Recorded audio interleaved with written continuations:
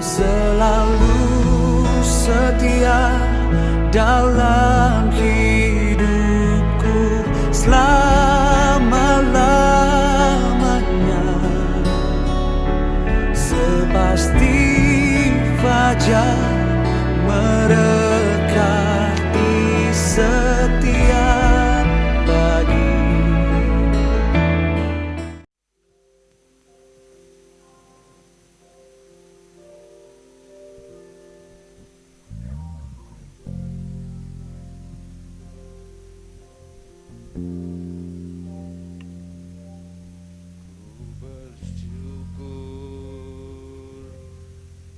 Padamu Tuhan, atas kasih-Mu ku bermazmur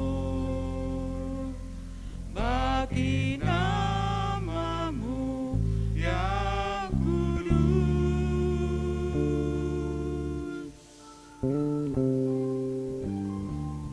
Sebab Engkau kebenaranku,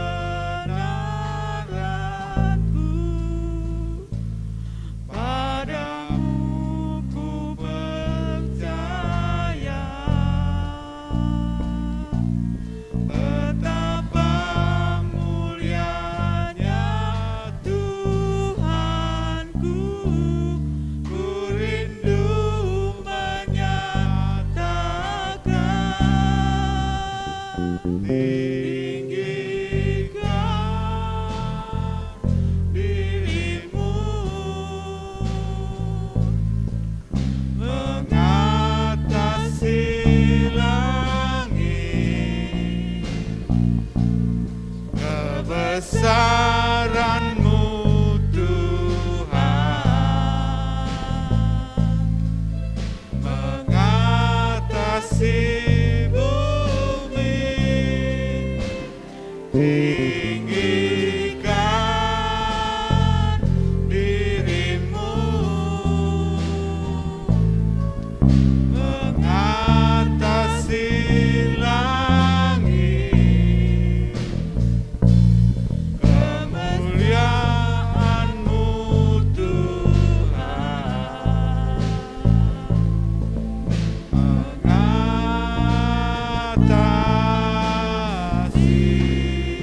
bumi. Mari bersama-sama kita katakan, ku bersyukur padamu Tuhan. Bersyukur padamu Tuhan, atas kasih-Mu ku bermazmur bagi nama-Mu yang kudus.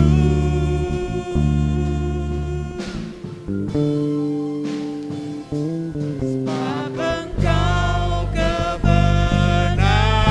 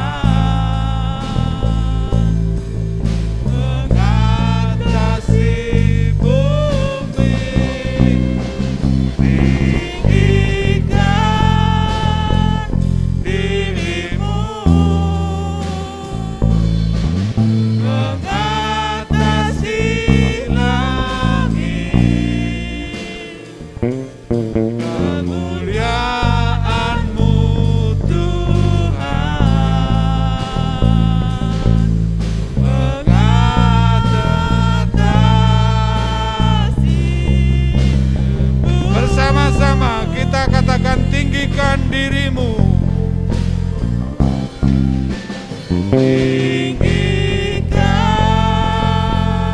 dirimu mengatasi langit, kebesaran-Mu Tuhan mengatasi bumi. Tinggikan dirimu mengatasi langit. Kami undang bangkit berdiri. Kita akan masuk di dalam doa penyembahan kepada Tuhan.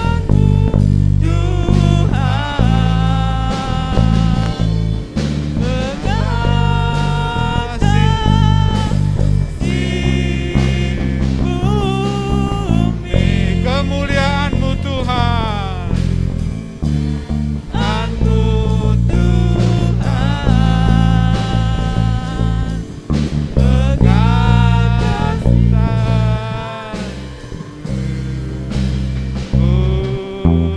bumi. Kita sembah Dia. Haleluya Yesus. Haleluya. Terima kasih Tuhan, kami bersyukur Engkau ada bagi kami. Engkau hadir di sini Tuhan, peluk kami Tuhan, kemuliaan-Mu.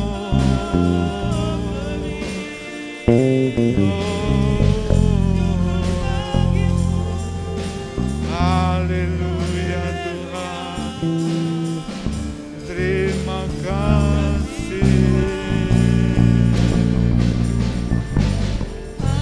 Kami bersyukur, kita sembah Dia. Dia Allah yang mengasihi kami. Dia adalah Allah yang hidup, Allah yang memberikan nyawanya bagi kita semua. Terima kasih Tuhan, kami bersyukur. Haleluya Tuhan, terima kasih Tuhan, kami bersyukur. Puji nama-Mu Tuhan. Oh, haleluya. Terima kasih Tuhan, terima kasih, kami bersyukur. Haleluya. Terima kasih Tuhan. Seberapapun yang hadir di sini, mari kita undang hadirat Tuhan untuk hadir di sini, memulihkan kita, menyembuhkan kita, menyertai kita di tempat ini Tuhan. Oh haleluya Tuhan.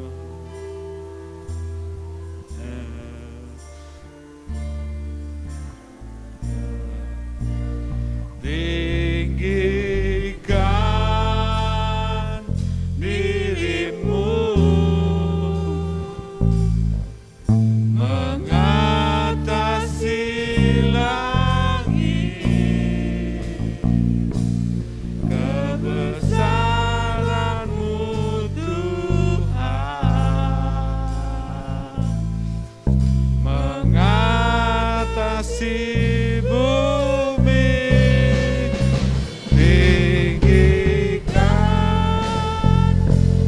Kami mohon Ibu Gembala untuk membuka kebaktian pada pagi hari ini.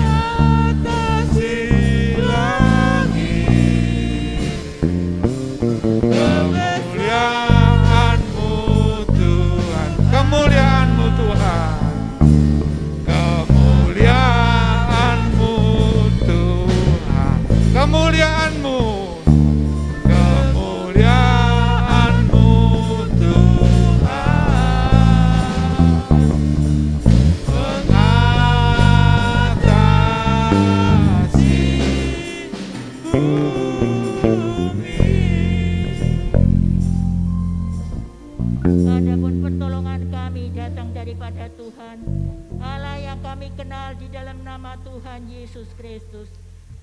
kasih Tuhan buat pimpinan Engkau pada pagi hari ini. Kami boleh lagi bersama-sama, oh Tuhan, beribadah di dalam rumah-Mu pada pagi hari ini Tuhan. Hamba serahkan Tuhan semua, oh Tuhan, hamba-hamba-Mu yang melayani Tuhan. Engkau akan urapi Tuhan dan Tuhan akan memberkati. Kiranya pelayanan hamba-hamba-Mu juga boleh memberkati kami semua pada pagi hari ini Tuhan. Dan berkati semua anak-anak-Mu yang hadir Tuhan. Biar kami semua boleh memberikan yang terbaik bagi Engkau Tuhan. Baik di dalam pujian penyembahan kami kepadamu Tuhan. Terlebih kami boleh menyediakan hati ini untuk firman Engkau Tuhan yang akan ditaburkan oleh hamba-Mu. Terima kasih Bapa. Kami serahkan ibadah pagi hari ini dari permulaan sampai akhirnya hanya di dalam pimpinan Tuhan Roh Kudus. Dan di dalam nama Tuhan Yesus Kristus kami peralaskan doa kami. Haleluya. Amin. Masih tetap berdiri. Bagaimana kabarnya saudara-saudara semua? Luar biasa? Luar biasa. Puji Tuhan. Seberapapun yang hadir di sini, pasti kita akan selalu tetap cinta dan taat dan setia kepada Tuhan. Karena kita anak-anaknya yang diberi kuasa untuk menaklukkan musuh di bawah kaki kita.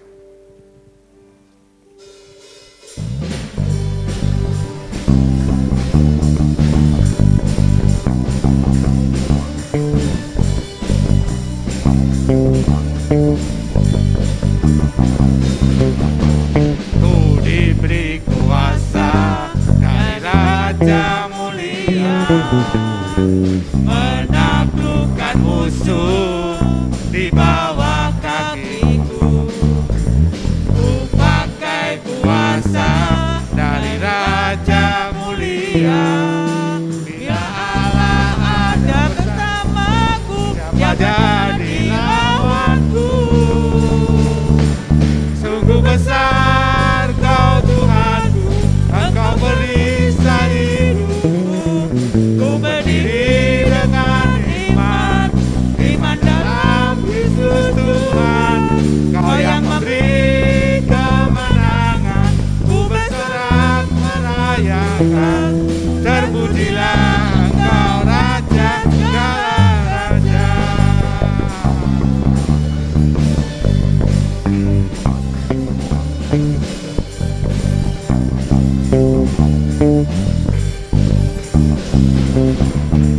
Ku diberi kuasa dari Raja mulia, menaklukkan musuh di bawah kakiku. Ku pakai kuasa dari Raja mulia. Bila Allah ada bersamaku, siapa jadi lawanku? Sungguh besar Kau Tuhanku, Engkau perisai hidupku. Ku berdiri dengan iman, iman dalam Yesus Tuhan. Kau yang memberi kemenangan, ku bersorak merayakan. Terpujilah Engkau Raja segala. Sungguh besar Kau Tuhanku, sungguh besar Kau Tuhanku, Engkau perisai hidupku. Ku berdiri dengan iman, iman dalam Yesus Tuhan. Kau yang memberi kemenangan, ku bersorak merayakan. Sekali lagi, sungguh besar,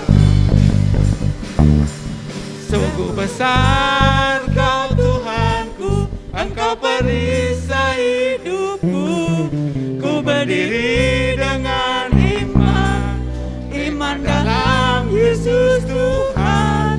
Kau yang memberi kemenangan, ku bersorak merayakan.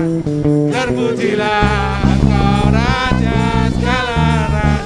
Terpujilah, terpujilah Engkau Raja segala raja. Terpujilah, terpujilah Engkau Raja segala raja.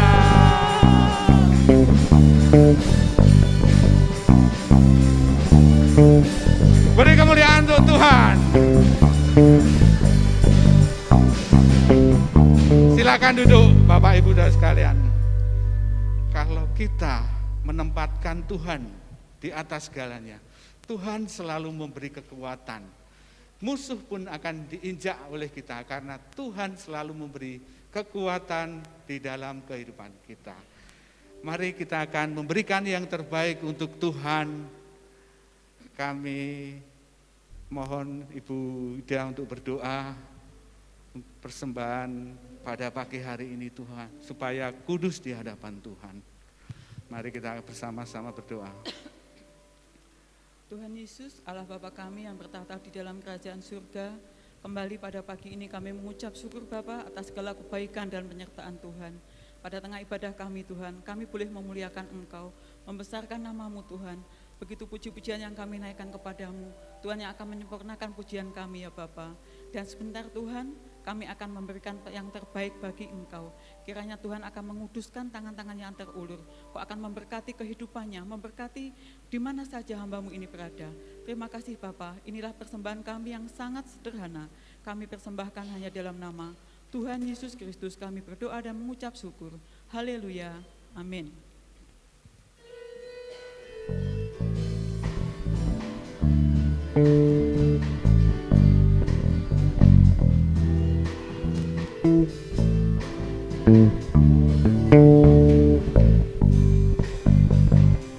Tiada ku ragu lagi untuk mengikut-Mu Yesus. Tiada ku ragu lagi untuk melayani-Mu. Walau banyak rintangan dan badai pun menerpa, tiada ku ragu lagi untuk selamanya. Yesus, Yesus, Yesus, Yesus, sahabatku, penolong dalam hidupku. Ku rindu semua orang mengenal-Mu. Engkau jalan kebenaran dan memberi hidup yang kekal bagi setiap orang yang percaya padamu. Tiada ku ragu lagi untuk mengikut-Mu Yesus. Tiada ku ragu lagi untuk melayani-Mu. Walau banyak rintangan dan badai pun menerpa, tiada ku ragu lagi untuk selamanya. Yesus, Yesus, sahabatku, penolong dalam hidupku. Ku rindu semua orang mengenal-Mu. Engkau jalan kebenaran dan memberi hidup yang kekal bagi setiap orang yang percaya padamu. Bagi setiap orang yang percaya padamu. Bagi setiap orang yang percaya padamu. Amin. Mari kita akan masuk di dalam firman Tuhan. Kami undang Bapak Ibu Saudara sekalian untuk bangkit berdiri. Kita akan berdoa bagi firman yang akan disampaikan oleh hamba-Nya, supaya mendapat tempat di dalam hati kita, menjadi rema di dalam kehidupan kita.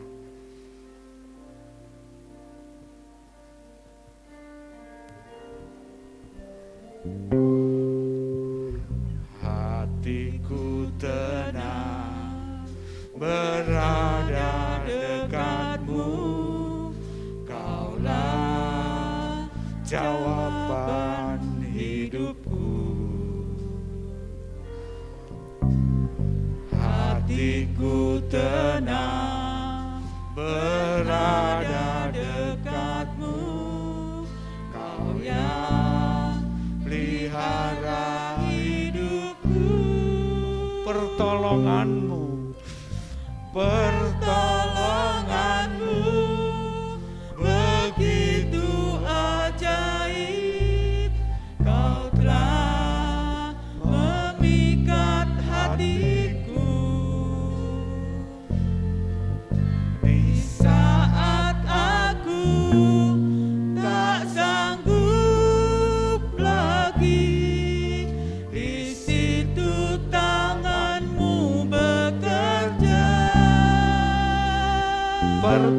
pertolonganmu. Pertolonganmu begitu ajaib, Kau telah memikat hatiku. Kini mataku tertuju padamu, ku rasakan kasih-Mu Tuhan. Bersama-sama hatiku tenang berada dekat-Mu. Hatiku tenang berada dekat-Mu, Kaulah jawaban hidupku. Hatiku tenang berada dekat-Mu, Kau yang pelihara hidupku. Pertolonganmu begitu ajaib, Kau telah memikat hatiku. Di saat aku tak sanggup lagi, di situ tangan-Mu bekerja. Pertolongan-Mu begitu ajaib, Kau telah memikat hatiku. Kini mataku tertuju padamu, ku Sekali lagi rasakan bersama-sama kasih-Mu katakan kepada Tuhan, pertolongan-Mu begitu ajaib. Pertolonganmu begitu ajaib, Kau telah memikat hatiku. Di saat aku tak sanggup lagi, di situ tangan-Mu bekerja. Pertolongan-Mu begitu Kami undang ajaib, hambanya Ibu Mebe untuk menyampaikan firman Tuhan. Waktu dan tempat kami persilahkan. Kini mataku tertuju padamu, ku rasakan kasih-Mu Tuhan. Kini mataku tertuju padamu, ku rasakan kasih-Mu Tuhan. Biarlah dalam setiap kehidupan kami Tuhan, kami boleh menunjukkan mata kami kepada-Mu, hanya Engkau Allah yang kami andalkan dalam kehidupan kami. Satu-satunya harta kekayaan sejati di dalam Engkau Tuhan. Kebahagiaan sejati kami di dalam Engkau Tuhan. Sebab itu pada pagi hari ini Bapa, kami mau duduk diam di kaki-Mu. Kami mau belajar bersama dengan Engkau Allah yang mengajar dan menuntun kehidupan kami. Bekerjalah di tengah-tengah kami, berikan hati yang mendengar.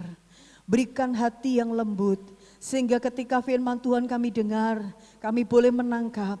Roh Kudus memeteraikan dalam hidup kami, dalam hati kami. Sehingga setiap kami terus Tuhan sempurnakan, terus Tuhan murnikan untuk kami menjadi serupa dengan gambaran-Mu. Terima kasih Bapa di surga, ini waktu Engkau berbicara bagi kami. Kami siap mendengar dan kami siap diberkati. Terpujilah Engkau Bapa di surga, Bapa yang kekal. Kami siapkan hati kami dan kami siap diberkati Tuhan. Di dalam nama Tuhan Yesus kami berdoa dan naikkan syukur kami. Haleluya. Amin. Puji Tuhan. Shalom Bapak Ibu. Saya berharap dan berdoa senantiasa kita di dalam keadaan yang sehat, dalam keadaan shalom, baik kita yang di sini maupun yang masih harus mengikuti streaming di rumah. karena usia kita, mungkin karena wilayah kita COVID, ada juga jemaat yang sakit yang belum bisa ke gereja, tetapi biarlah itu tidak akan mengurangi kita untuk kita boleh tetap beribadah kepada Tuhan. Bapak Ibu dikasih Tuhan, setiap kita untuk orang tua pasti akan mengerti. Mungkin suatu saat kita pernah bertanya kepada anak kita, ya, itu LCD-nya bisa minta tolong bahwa ketika kita mengajar, menegur anak kita, itu kok bukan semata-mata karena orang tua itu jahat ya, tetapi karena orang tua itu sayang. Itu juga ditulis di dalam Ibrani ya, Tuhan itu menegur kita, Dia mengasihi kita. Dia kadang menghukum anaknya, kadang menghajar kita anaknya, dengan tujuan satu, supaya anaknya tidak jauh dari kasih karunia Allah. Anaknya tetap hidup di dalam kehendak Allah dan tetap hidup di dalam jalan keselamatan yang Tuhan sudah sediakan bagi kita. Kita memasuki saudara, puji Tuhan 6 bulan kita sudah membahas tentang ke-7 surat jemaat. Kita hari ini belajar tentang surat yang terakhir, surat yang ke-7. Yang tentunya surat ini sangat relevan bahkan surat-surat yang lain dengan kehidupan kita gereja Tuhan di akhir zaman ini. Karena Tuhan itu menyampaikan bukan kebetulan, Tuhan menyampaikan karena Dia tahu apa yang akan terjadi bagi gerejanya. Wahyu pasal 3 ayat 14 sampai 22, saya akan membaca sedikit cepat Bapak Ibu supaya waktunya bisa nyandak ya. Kepada jemaat di Laodikia. Dan tuliskanlah kepada malaikat jemaat di Laodikia, inilah firman dari Amin, saksi yang setia dan benar, permulaan dari ciptaan Allah.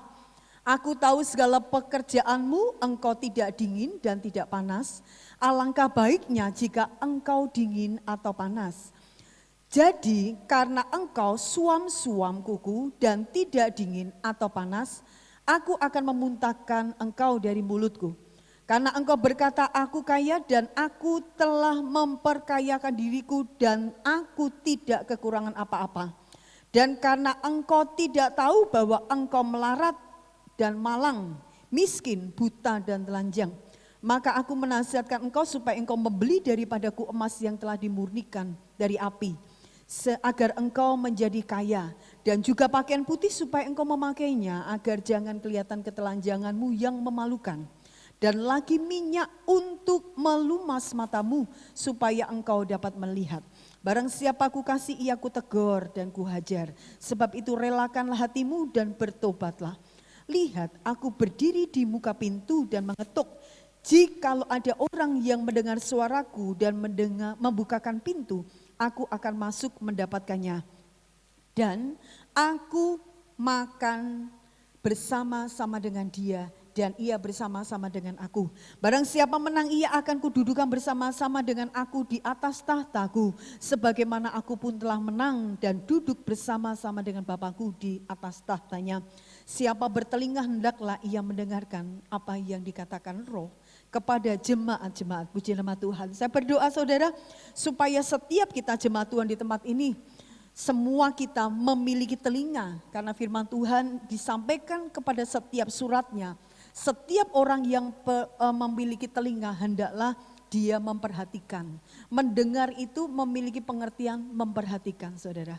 Nah kita akan memasuki saudara kunci inti dari jemaat di Laodikia saudara, kita akan belajar. Setiap kita pasti punya gambaran gini, wah enak ya punya kekayaan yang banyak gitu ya. Punya mimpi, aku pingin ya soalnya aku berhasil, aku kaya gitu ya. Meskipun firman Tuhan bilang jangan ingin engkau kaya, tetapi kaya juga tidak salah. Ya, kaya tidak salah, tetapi yang membedakan jemaat Laodikia ini punya pengertian yang salah saudara. Jemaat Laodikia itu punya pengertian bahwa dia kalau dia kaya itu tanda bahwa itu sudah cukup. Kalau dia kaya itu tanda bahwa dia itu hidup berkenan di hadapan Tuhan. Kehidupannya sudah memuaskan Tuhan. Lah pemikiran Laodikia ini ternyata salah. Ya, makanya kita akan belajar bahwa kaya itu kita tidak salah kalau kita kaya, karena juga kekayaan juga dibutuhkan untuk pekerjaan Tuhan ya, apalagi misi. Itu dibutuhkan kekayaan dari orang-orang yang memang digerakkan Tuhan untuk memberi bagi pekerjaan Tuhan. Tetapi jangan saudara terjebak ingin kaya terus itu ya.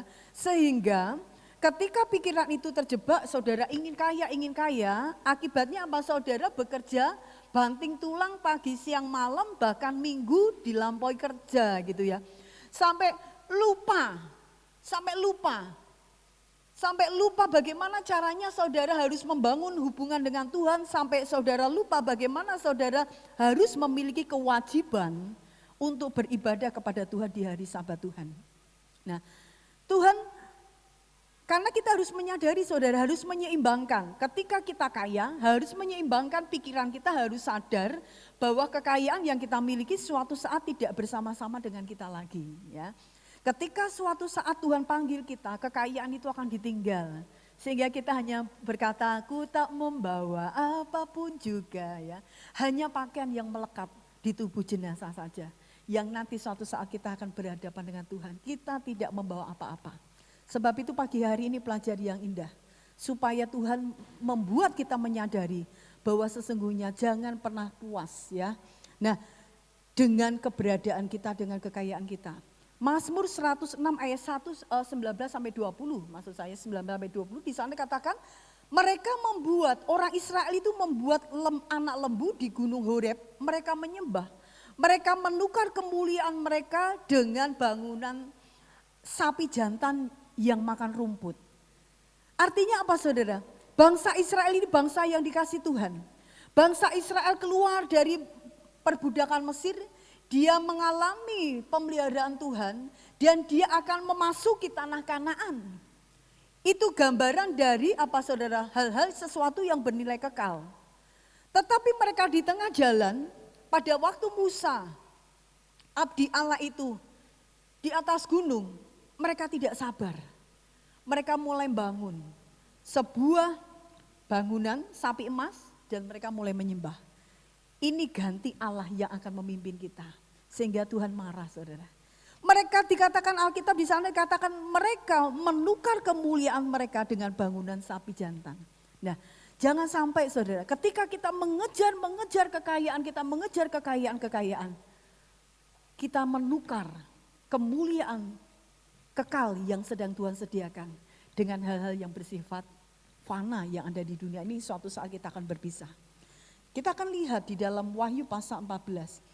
Dia memperkenalkan dia sebagai inilah firman dari Amin, saksi yang setia dan benar. Tuhan Yesus mau menunjukkan kepada jemaat Laodikia bahwa aku ini loh, aku ini benar, aku ini setia dan bisa dipercaya, bisa diandalkan. Ya. Dia mengatakan, aku ini Allah yang bisa dipercaya. Dia perkenalkan dirinya karena dia lihat jemaat Laodikia, jemaat yang sedang berpikir, yang membangun imannya dengan kekuatan manusia. Laodikia ini sesungguhnya kota yang luar biasa kaya, saudara. Laodikia ini memiliki terkenal dengan kekayaannya yang luar biasa. Dia terkenal dengan perbankan, perdagangan di sana tuh sangat terkenal dan terbesar pada waktu itu. Kemudian dia terkenal juga dia penghasil bulu wol, kambing domba itu, domba yang dihasilkan menjadi satu pakaian yang sangat indah, pakaian kebesaran. Jadi halus indah itu terkenal di Laodikia. Itu sangat mahal sekali. Nah, dari hasil-hasil itu terkenal Laodikia ini memiliki kekayaan yang luar biasa. Belum lagi di sana terkenal, di Laodikia itu terkenal dengan sekolah kedokteran. Sekolah kedokteran yang menghasilkan ada dua andalan, yaitu salep mata dan salep telinga. Jadi jemaat Laodikia ini terhadap banyak hal, ini dia kaya. Dia kaya sekali. Meskipun dia tidak punya sumber air, saudara. Karena dia harus mengandalkan dua sumber, dari Hierapolis dan dari Kolose.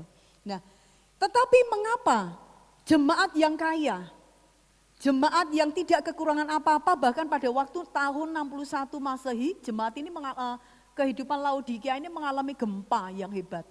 Tetapi mereka berkata, pemimpin-pemimpin Laodikia berkata, kami tidak butuh apa-apa. Kami tidak perlu dibantu kok, kami cukup dengan apa yang kami miliki. Jadi kami tidak menerima bantuan. Sampai sedemikian saudara, karena mereka kaya. Tetapi kita lihat saudara, apa yang terjadi dengan Laodikia? Mengapa Laodikia ini kalau kita melihat ada kemuakan dari Tuhan? Kita lihat saudara di ayat 15. Tuhan melihat segala yang dilakukan oleh Laodikia, jemaat Laodikia ini, mereka dikatakan engkau tidak dingin dan tidak panas. Jemaat ini suam-suam kuku saudara. LCD-nya belum muncul ya. Nah, jemaat ini suam-suam kuku. Aduh, nah, suam-suam kuku artinya apa saudara di sana? Hangat-hangat kuku. Tuhan menegur dengan sangat keras, engkau tidak dingin dan tidak panas.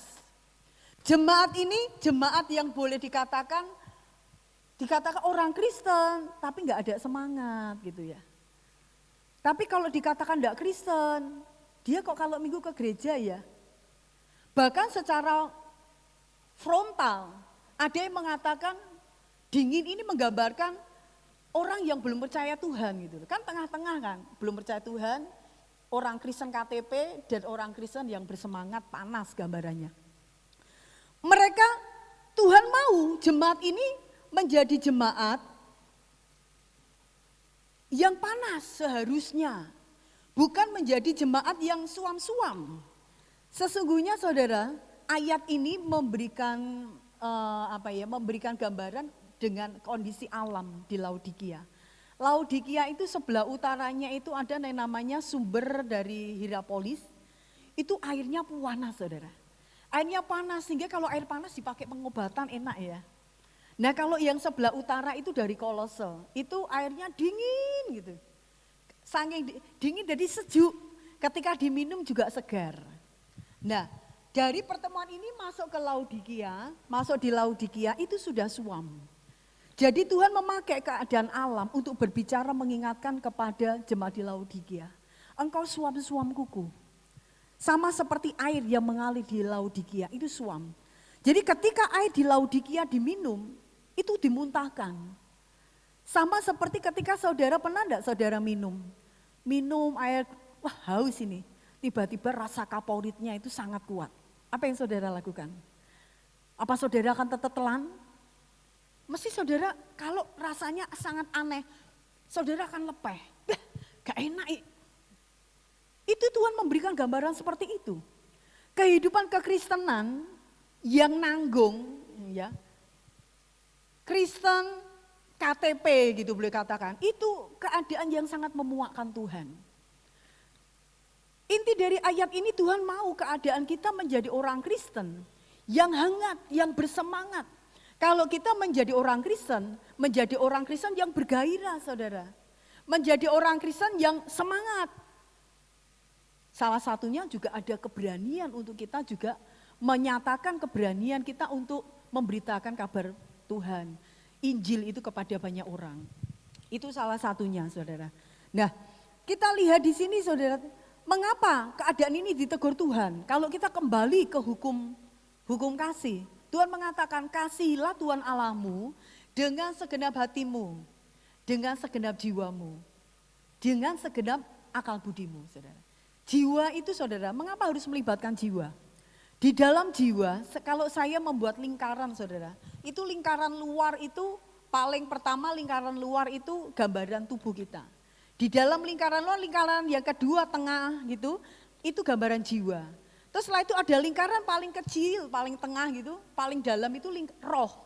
Nah di dalam jiwa itu ada kehendak, ada kemauan. Saudara mau pergi ke gereja, saudara kalau sakit hati saudara mau membalas atau tidak. Saudara mau bermalas-malasan atau bertekun itu ada di jiwa. Maka jiwa ini harus dikuasai. Ketika saudara menghadapi masalah susah, itu ada di dalam jiwa. Ketika saudara menghadapi masalah, saudara, aku mau bangkit, aku mau tetap bersuka cita. Itu jiwa itu mempengaruhi saudara. Sebab itu Tuhan mengatakan, kasihlah Tuhan Allahmu dengan segenap hatimu, segenap jiwamu. Karena di dalam jiwa saya katakan tadi ada kehendak, ada kemauan. dengan segenap akal budimu. Nah, ini yang Tuhan mau. Segenap, sungguh-sungguh sepenuh hati. Jadi mari Tuhan mengajar kepada kita, ayo kita menjadi jemaat. Ya, menjadi orang Kristen, menjadi murid Kristus yang bersemangat. Semangat apa saudara? Dalam segala sesuatu. Semangat menginjil, semangat beribadah, semangat membaca Alkitab, semangat beribadah, semangat membekali diri dengan kebenaran. Nah, ini yang Tuhan mau. Sebab kalau Tuhan kita berada di tengah-tengah menjadi orang Kristen yang suka bermalas-malasan, menjadi orang Kristen ya gak ada semangat sama sekali, boleh dikatakan Kristen ya hanya udah Kristen aja, fisiknya aja ke gereja. Ini jangan sampai Tuhan itu menjadikan kehidupan kita di hadapan Tuhan, kita dimuntahkan, artinya tidak berkenan. Nah, sebabnya apa saudara? Coba saudara lihat di ayat 17 saudara. Ini penyebabnya, mengapa Laodikia itu, jemaat Laodikia ini menjadi jemaat yang dia itu suam, ya stagnan. Jadi dia merasa maju tetapi sesungguhnya enggak pernah bertumbuh. Dia merasa maju, aku tuh sudah maju, tetapi di hadapan Tuhan dia tuh mandek. Bertahun-tahun menjadi orang Kristen ya udah gitu aja, enggak ada peningkatan apa-apa di dalam kehidupannya, enggak ada buah-buah lebih yang dihasilkannya. Inilah penyebabnya. Karena engkau berkata aku kaya dan aku telah memperkayakan diriku dan aku tidak kekurangan apa-apa. Nah saudara, rasa puas saudara, ini puas diri ini sama dengan menipu diri. Ya, jadi jemaat Laodikia ini dia merasa jemaat yang sudah tercukupi di dalam segala sesuatu. Yang penting gereja membutuhkan dana, aku juga memberikan. Karena dia jemaat kaya saudara. Dia tidak kekurangan apa-apa, zona nyaman, tenang, keadaan seperti itu hati-hati saudara. Bagi kerohanian kita bisa mengakibatkan seseorang itu mengalami stagnan, berhenti. Itulah sebabnya ada kalanya Tuhan harus menggoyang kehidupan kita. Tuhan harus menggoncang sarang kita. Supaya kita belajar menjadi orang Kristen yang lebih bertanggung jawab dan dewasa. Nah, ini dia membangun kehidupannya saudara dengan apa yang ada. Dengan kekayaannya, apa yang mereka miliki, mereka enggak membutuhkan apa-apa. Dan itu mempengaruhi, tanpa mereka sadari, itu mempengaruhi kerohaniannya. Dia merasa kaya. Merasa itu kan berarti menipu dirinya sendiri saudara. Sama seperti orang Farisi dan orang pemungut cukai. Pada waktu dua orang ini berdoa, orang Farisi berdoanya dia membanggakan diri, dia menipu dirinya sendiri. Dia enggak ngerti Tuhan itu punya penilaian sendiri. Dia berkata, Tuhan aku kan sudah berpuasa, aku disiplin puasa loh Tuhan. Aku disiplin memberi perpuluhan loh Tuhan. Aku disiplin ibadah, aku enggak kayak orang itu loh. Orang Farisi itu loh, aku ini sudah baik Tuhan. Ya, seperti itu ya. Tetapi berbeda dengan pemungut cukai. Pemungut cukai dia merasa bahwa dia orang berdosa. Dia merasa orang yang miskin di hadapan Tuhan. Sehingga dia tidak berani menengadahkan ke atas. Dia dengan tunduk, dia katakan Tuhan ampuni aku. Aku manusia yang lemah, aku berdosa. Dan Tuhan membenarkan pemungut cukai. Yang notabene pemungut cukai itu dikatakan orang berdosa. Tetapi Tuhan membenarkan saudara. Karena apa? Pemungut cukai ini melihat kemiskinannya. Sementara orang Farisi itu, dia menipu dirinya. Nah sama seperti jemaat Laodikia, dikatakan yang B. Dan karena engkau tidak tahu bahwa engkau melarat dan malang, miskin, buta dan telanjang. Mereka merasa kaya, tetapi di hadapan Tuhan lihat di sini saudara, melarat. Melarat itu artinya kalau kita lihat saudara namanya melarat apa saudara? Ini gambaran orang Kristen yang melarat di hadapan Tuhan ini orang yang tidak memiliki kebahagiaan sejati. Orang yang tidak memiliki kepuasan sejati. Jadi dia miskin juga gambaran orang yang tidak memiliki harta apapun. Ketika Laodikia merasa aku ini sudah cukup, aku tidak kurang apa-apa. Ya, dia itu sesungguhnya di hadapan Tuhan kamu loh, aku lihat di matamu loh, kamu nggak punya apa-apa. Kamu ini miskin, bahkan kamu telanjang. Ini ironi sekali saudara. Karena Laodikia penghasil wol terbaik tetapi di hadapan Allah dia telanjang.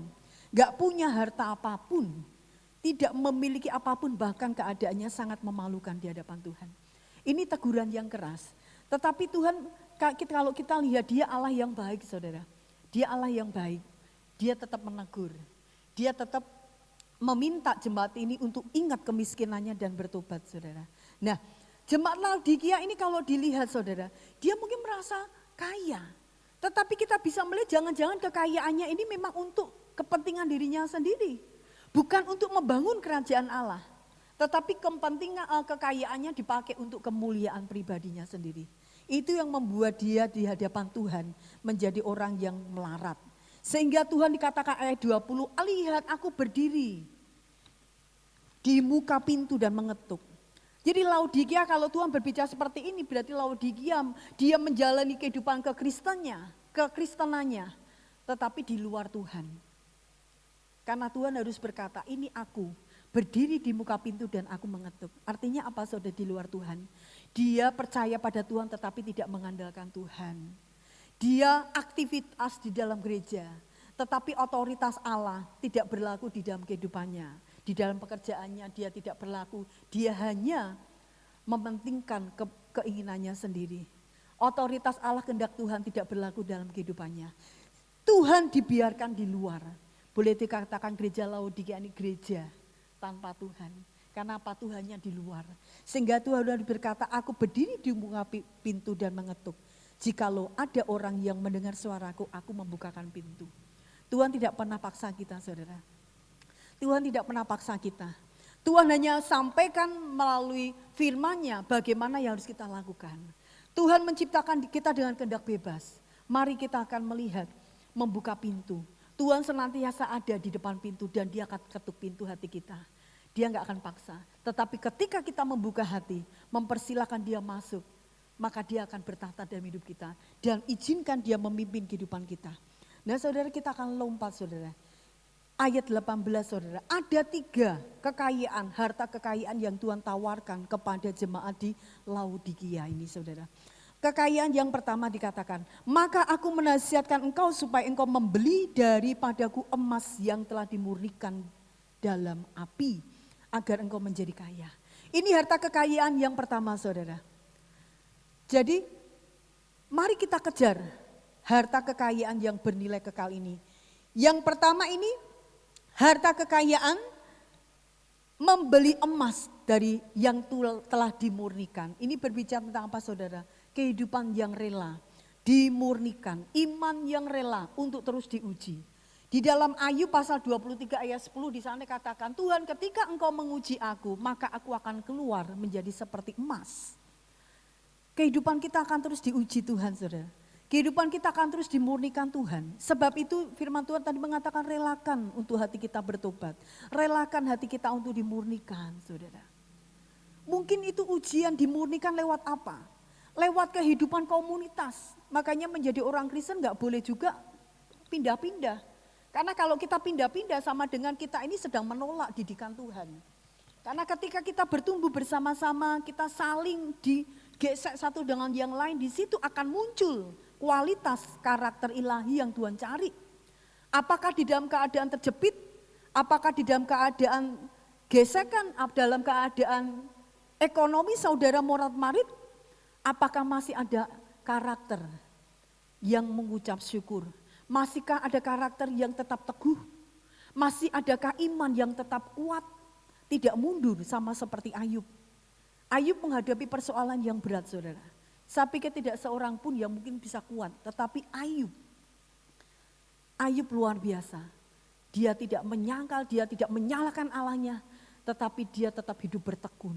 Dia tetap hidup bertekun, Alkitab mengatakan bertekun di dalam kesalehannya. Sehingga Tuhan mengembalikan semua milik Ayub. Bahkan 2 kali lipat.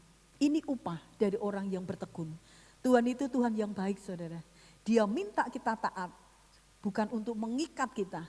Tetapi justru kita taat supaya untuk membebaskan kita. Nah saudara, ini yang pertama.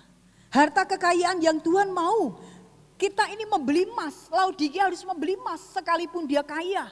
Tetapi tidak ada emas yang sejati, yang dimurnikan, yaitu itu hanya dimiliki di dalam Tuhan. Kebahagiaan sejati ada di dalam Tuhan. Boleh memiliki kekayaan dunia, tetapi kebahagiaan kepuasan itu hanya ada di dalam Tuhan, saudara. Kita harus yakini itu. Yang kedua saudara, kekayaan yang kedua. Tadi suruh memberikan emas yang dimurnikan. Mari kita akan terus diproses untuk setiap hari pikul salib dan sangkal diri. Tuhan akan sampai melihat apakah menghasilkan karakter ilahi, buah-buah roh dalam kehidupan kita. Yang kedua, agar engkau menjadi kaya. Dan juga pakaian putih supaya engkau memakainya agar jangan kelihatan ketelanjanganmu yang memalukan. Jadi harta kekayaan yang pertama tadi adalah kehidupan iman yang terus mau rela dimurnikan, yaitu yang kedua pakaian putih. Pakaian putih ini berbicara tentang kekudusan, tentang kemurnian gitu ya. Tentang kebenaran yang harus kita lakukan.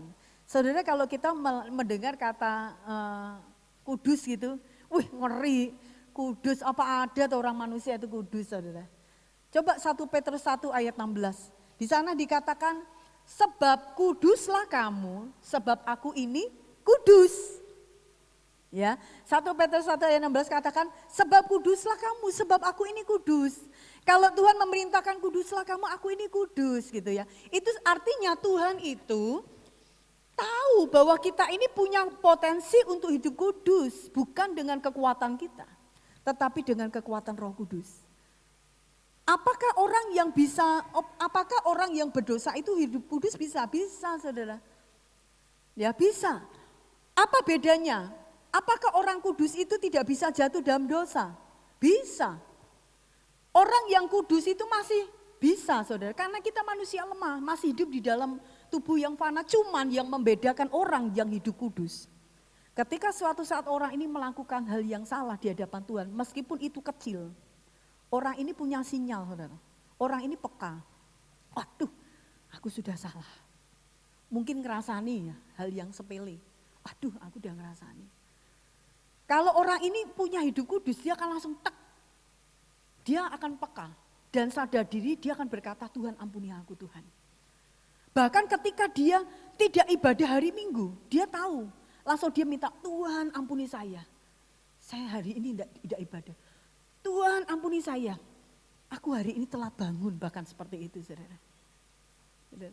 Jadi peka, memiliki kepekaan, beda kalau orang yang hidup dalam dosa. Bahwa dia melakukan dosa yang nyolok, itu benar-benar dosa itu dia nggak akan peka. Merasa biasa saudara, nah ini bahayanya saudara. Sebab itu firman Tuhan mengajak kita, untuk apa? Bagaimana kita harus hidup kudus? Kembali ke ayat 20, buka hati kita. Tuhan mengetuk pintu hati kita, biarkan dia masuk. Ketika dia masuk dalam hati kita, dalam hidup kita, berkata sama Tuhan, Tuhan kuasai pimpin hidupku supaya hidupku menjadi hidup yang kudus. Dengan kekuatan-Mu Roh Kudus. Nah dia akan bekerja di dalam hidup kita. Ketika Tuhan itu ada di dalam hati kita, hidup kita dekat dengan Tuhan. Kita membangun hubungan kita dengan melalui doa kita, melalui saat teduh kita. Kita disiplin menjalin hubungan kita dengan Tuhan, yang terjadi apa saudara? Saudara akan memiliki kepekaan kembali tadi. Saudara akan mengalami, oh Tuhan ini gak suka ya. Tuhan ngerti, saudara ngerti. Ketika Tuhan gak suka, saudara juga gak suka. Tuhan benci dosa, saudara juga akan benci dosa. Gitu. Itu yang membedakan saudara. Ketika Tuhan tinggal di dalam kehidupan kita. Jadi kekudusan itu harta, kekayaan yang sejati yang Tuhan tawarkan kepada jemaat Tuhan. Ya saudara, mari kita kejar 3 hal ini. Yang pertama tadi yaitu emas, kehidupan saudara harus rela untuk terus dimurnikan Tuhan. Di dalam situasi apapun, bahkan di dalam masalah apapun, terus kerjakan itu. Biarkan dia bekerja, biarkan dia memurnikan iman kita. Biar dia memurnikan karakter kita. Sampai dibuat Tuhan kita disempurnakan Tuhan. Itu kekayaan, harta kekayaan yang sejati. Harta kekayaan yang kedua, kekudusan saudara. Mari kita tinggal dalam kekudusan. Tuhan tahu saudara bisa melakukan hidup kudus. Saudara, Tuhan tahu saudara, tinggal kita mau rela atau tidak saudara. Yang ketiga saudara, kita lihat kekayaan yang ketiga. Dan lagi minyak untuk melumas matamu supaya engkau dapat melihat. Ini kan rada aneh saudara. Kenapa? Karena mereka punya obat salep mata yang membuat mata sakit apapun, mereka punya obat andalan dari sekolah kedokteran mereka, yaitu salep mata. Tetapi Tuhan harus berkata dengan keras, engkau harus membeli minyak untuk melumasi matamu. melumasi. Ini dengan minyak saudara, gambaran dilumasi. Minyak Roh Kudus. Engkau harus, mata rohanimu harus dicalikkan oleh Roh Kudus. Roh Kudus itu roh yang menuntun kita, Roh Kudus itu roh yang menertibkan hidup kita. Roh Kudus itu roh yang menginsafkan kita dari dosa. Roh Kudus itu roh yang memimpin kita masuk di dalam kehendak Tuhan. Roh Kudus itu yang menyertai hidup kita. Roh Kudus itu yang selalu setia mengingatkan kita. Ketika Roh Kudus itu bekerja di dalam kehidupan kita, dia akan mencelikan mata kita. Sehingga mata kita tidak buta lagi. Buta ini gambaran apa saudara? Dia tidak bisa lihat. Dia tidak bisa membedakan mana yang benar. Kebenaran dan ketidakbenaran dia nggak bisa membedakan saudara. Manakah yang dikehendaki Tuhan, apa yang tidak dikehendaki Tuhan tidak bisa melihat karena buta. Lah Roh Kudus ini dia roh yang akan membimbing, dia roh akan menuntun. Ketika Roh Kudus bekerja di dalam kehidupan kita saudara, maka dia akan mencelikkan mata kita. Dia akan mencelikkan mata kita saudara. Roh Kudus itu roh yang membukakan pikiran kita. Kesadaran seseorang yang tertutup di dalam otak seseorang. Makanya seringkali mungkin saudara pernah ketemu dengan orang ini kok sulit dikandani ya. Rasanya pikirannya itu aneh. Sulit, punya pikiran sendiri, punya kebenaran sendiri. Saudara, udah seperti itu, kita nggak bisa apa-apa. Kita hanya bisa berkata Roh Kudus, Tuhan, saya serahkan, Tuhan bekerjalah. Bekerjalah di dalam hatinya. Ketika Roh Kudus bekerja dalam hatinya, orang itu akan pikirannya dibuka Tuhan, kayak selubung saudara. Pikirannya dibuka, sehingga dia bisa melihat orang yang selama ini tertutup matanya, dia bisa terbuka. Kita banyak sekali mendengar saudara-saudara sepupu kita. Dia begitu matanya dibuka, dia bisa melihat kebenaran. Nah Roh Kudus itu mencelikkan saudara, yang buta saudara. Mari mungkin selama ini saudara, kita gak memiliki 3 kekayaan ini. Kurang mengejar, ayo mari kita kejar 3 kekayaan ini. Karena firman Tuhan katakan saudara, di dalam ayat 21. Barang siapa menang ia akan kududukan bersama-sama dengan aku di atas tahtaku. Nah ini syaratnya saudara. Sebagaimana aku pun telah menang dan duduk bersama-sama dengan Bapakku di atas tahtanya. Tuhan Yesus sudah menang, dia taat sampai mati. Dan dia duduk di atas tahta Bapa. Dan Tuhan memberikan kepada kita, kalau menang, kalau kamu bertahan, kalau kehidupanmu sama seperti yang diinginkan Tuhan.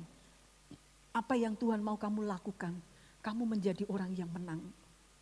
Aku akan mendudukan engkau bersama-sama di atas tahtaku. Ini syarat untuk yang menang saudara. Jadi masuk surga tidak hanya di pinggiran emperan saudara. Tetapi kita bisa menikmati kebersamaan kita dekat dengan tahta Bapa saudara. Itu artinya gambaran kemuliaan saudara. Makanya jangan pernah menukar kemuliaan surga dengan kemuliaan yang ada di dalam dunia ini saudara. Kita akan menyesal saudara. Sebab mari kita kembali, orang percaya setiap kita perlu harus mengusahakan untuk mendapatkan harta kekayaan yang sejati itu saudara. Dan membiarkan Roh Kudus masuk dalam hidupku, kuasai.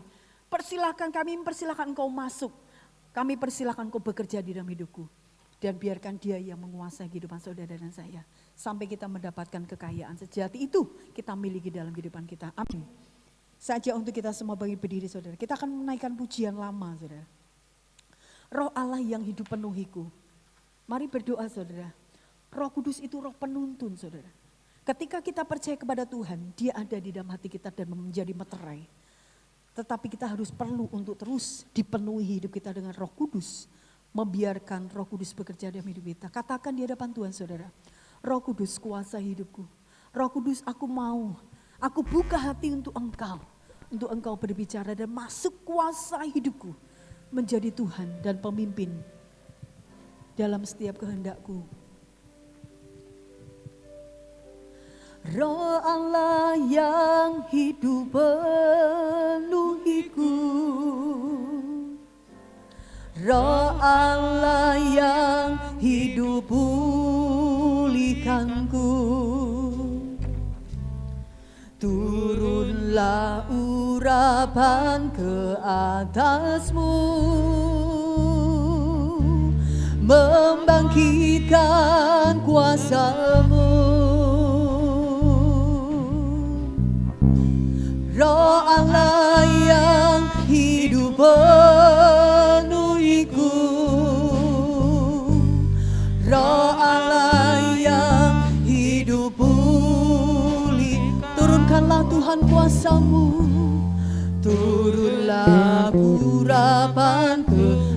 atas. Mari yang di rumah pujikan sama-sama. Membangkitkan kuasa-Mu, membebaskan hidup yang terbelenggu, memulihkan hati mereka yang terluka, serta menjelikan mata yang buta. Jadikan hidupku alat-Mu, dipenuhi urapan baru, menyatakan kebesaran kuasa-Mu. Pujikan dengan sikap hati, dengan sikap hati sebagai seorang yang tidak memiliki apa-apa di hadapan Tuhan. Roh Allah yang hidup penuhiku, Roh Allah yang hidupku. Engkau Roh Kudus yang sanggup memulihkan kami, membebaskan kami. Turunlah urapan ke atas-Mu, bangkitkan kuasa-Mu dalam hidup kami Roh Kudus. Biarkan kami bergerak bersama Engkau Tuhan.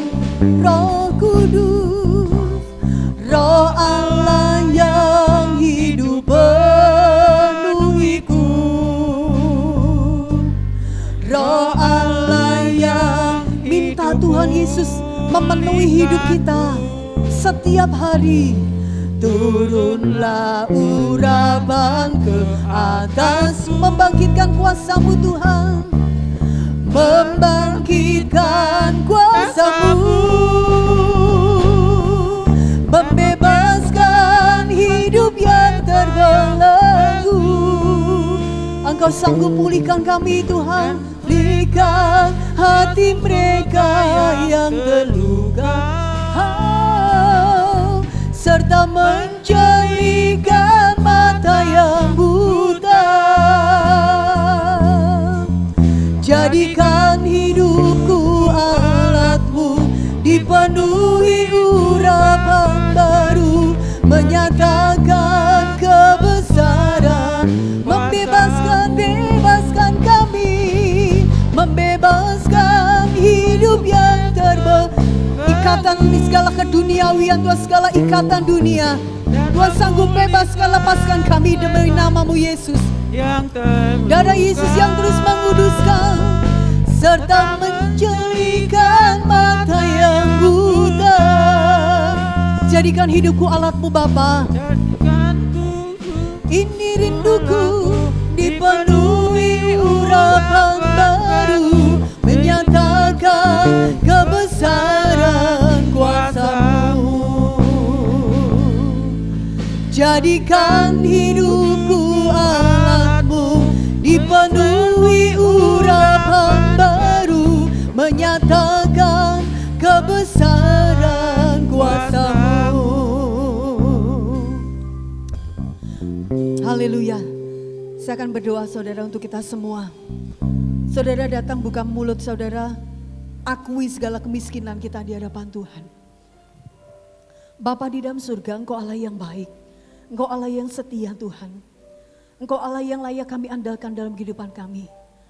Pagi hari ini Tuhan, kami boleh kembali mendengar kebenaran firman-Mu Tuhan. Ampuni kami Tuhan. Kalau selama ini kami menjalani kehidupan kekristenan kami mengikuti Engkau, kami hanya suam-suam Tuhan. Kami kurang sepenuh hati mengiring Engkau, kami kurang sepenuh hati melayani Engkau Tuhan. Malam pagi hari ini Tuhan, bebaskan roh kami, untuk kami boleh mengasihi Engkau Tuhan. Kami minta hati yang baru Tuhan, hati yang takut akan Tuhan, hati yang cinta, gelora hati cinta yang ada di dalam hati kami untuk-Mu Tuhan. Tambahkan di dalam nama Yesus, sehingga kehidupan kekristenan kami boleh menjadi kehidupan kekristenan yang hidup Tuhan. Terima kasih Tuhan, celikkan mata kami Tuhan, buka mata kami Tuhan, oleskan mata kami Tuhan dengan urapan-Mu Tuhan, sehingga kami bisa melihat kebenaran yang sejati itu. Dan kami boleh melihat apapun, apa yang harus kami lakukan untuk menyenangkan Engkau. Kami boleh menangkap itu. Apa yang harus kami lakukan ke depan Tuhan, apa yang harus kami lakukan untuk pekerjaan Tuhan, kami mampu menangkap. Buka mata kami, celikan mata kami untuk bisa melihat visimu, untuk bisa melihat pekerjaan Tuhan di depan Tuhan, untuk bisa melihat karya Tuhan, rancangan Tuhan di depan bagi kehidupan kami dan umat-Mu. Terima kasih Bapa untuk firman Tuhan. Pada pagi hari ini Engkau memberkati setiap umat-Mu Tuhan. Jadikan firman-Mu ini menjadi rema dalam hidup kami, menghidupkan kami juga menghidupi firman-Mu ini. Tuhan memberkati setiap umat-Mu, keluarga-keluarga mereka, anak-anak kami Tuhan memberkati, peliharalah mereka seperti Engkau memelihara biji mata-Mu Tuhan. Engkau juga memberkati setiap umat-Mu, hamba-hamba-Mu yang melayani Tuhan pada pagi hari ini. Tuhan akan memberkati mereka, tambahkan sukacita, tambahkan gelora cinta Tuhan ada di hati kami. Tuhan kami berdoa Tuhan, untuk anak-anak-Mu yang berulang usia minggu ini. Tuhan untuk Abram, Ibu Ida, untuk Bu Hartono Tuhan. Juga untuk Bu Emi Tuhan, Engkau memberkati mereka. Tuhan mengadakan tangan dan menatap mereka dan menghadapkan wajah-Mu kepada mereka. Dan mencurahkan damai sejahtera-Mu, sukacita, penyertaan Tuhan berlimpah atas hidup mereka. Terima kasih Tuhan Yesus buat pagi hari ini, buat ibadah pagi hari ini. Biarkan nama Tuhan disukakan. Terima kasih Tuhan, kami serahkan ibadah sore hari ke dalam lawatan Tuhan. Terpujilah Engkau, di dalam nama Tuhan Yesus kami berdoa dan mengucap syukur. Ibu Gembala akan menutup dalam doa.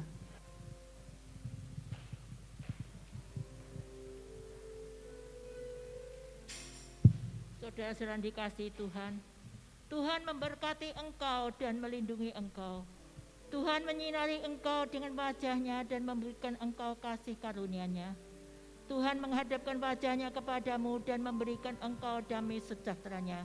Kita bersama-sama pulang dengan berkat rahmat dari Allah Bapa, kasih damai sejahtera dari Tuhan Yesus, persekutuan dengan Roh Kudus menyertai kami sekalian, mulai saat ini sampai Maranatha. Dalam nama Tuhan Yesus Kristus kami peralaskan doa. Haleluya. Amin.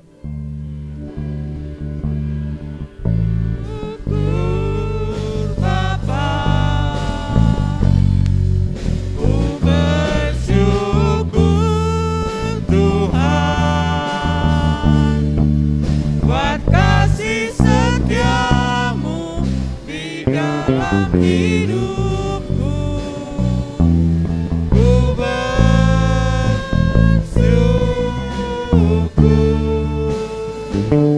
Tuhan.